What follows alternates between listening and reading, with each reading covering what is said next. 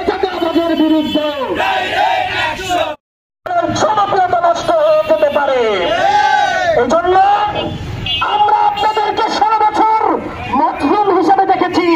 আপনাদের অনেক নেতাকর্মীদের সঙ্গে আমরা জেল খেটেছি, কিন্তু দেখতে পাচ্ছি আজকে তারা যখন একটু মুক্তি হয়েছে, ওই মজলুমরা এখন জালেমের রূপে আবার ফিরে আসছে।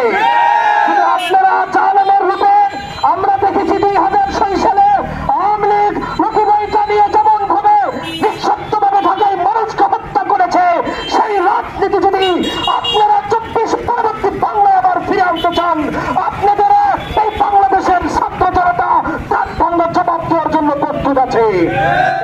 ভাষা নাই। যেই মানুষ দীর্ঘ 16 বছর নিজেরা নির্যাতনের শিকার হয়ে যেই দলটা পরবর্তীতে তাদের দ্বারা নির্যাতনের শিকার আমরা হচ্ছি। আমরা গত 2024 জুলাইয়ে বিপ্লবের মাধ্যমে নতুন বাংলাদেশে নতুন রাজনৈতিক বন্দোবস্তের যে স্বপ্ন দেখেছি, সেই স্বপ্ন ধূলিসাৎ করার জন্য যদি জনাব তারেক রহমান, মির্জা ফখরুল ইসলাম আলমগীর সাহেব এবং আপনার বিএনপি, আপনার যুবদল এইভাবে যদি নৃশংসভাবে পাথর মেরে মানুষ হত্যার মঞ্চ তৈরি করে রাখে, আমরা ছাত্র জনতা মেহনতি মানুষ আপনাদেরকে রুখে দেওয়ার জন্য সর্বদা প্রস্তুত। আমরা আজকে বলতে বাধ্য হচ্ছি, এই বাংলাদেশে আমরা নিরাপত্তা বোধ করছি না। প্রশাসন আমাদেরকে সহযোগিতা করছে না।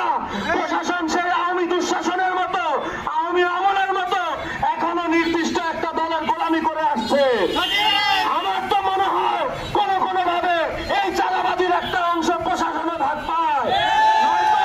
তারা কোন দুঃখে খুনিরা 3 দিন আগে খুন হয়েছে, এখনো পর্যন্ত এই খুনের সাথে সংশ্লিষ্ট সকলকে অ্যারেস্ট করা হয় নাই। রাজবাড়ীতে আমাদের নিজ মাতৃভূমি, আমাদের জন্মভূমি, এই রাজবাড়ীতে auto stand, tempo stand, CNG stand, জায়গায় জায়গায় চাঁদাবাজি হচ্ছে। এই চাঁদার ভাগগুলো যায় কোথায়? প্রশাসন কেন কিছু বলে না? কোথাও না কোথাও আপনারা এটার সাথে জড়িত নয় তো? কত কষ্ট করে রক্ত দিয়ে এই জুলাইয়ের একটা বিপ্লব ঘটিয়ে বাংলাদেশে শান্তি ফিরিয়ে এনেছিল। তারা এই শান্তিকে শান্তিপূর্ণভাবে রাখতে যাচ্ছে না।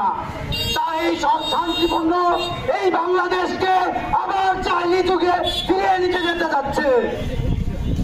আমি বলতে চাই, যারা ঊর্ধ্বতন রাজনীতিবিদ আছেন, আপনারা আপনার নেতা কর্মীদের শিকড় টেনে ধরুন, নাহলে জুলাই আগস্টের মতোই আপনাদের পরিণাম হয়ে উঠবে।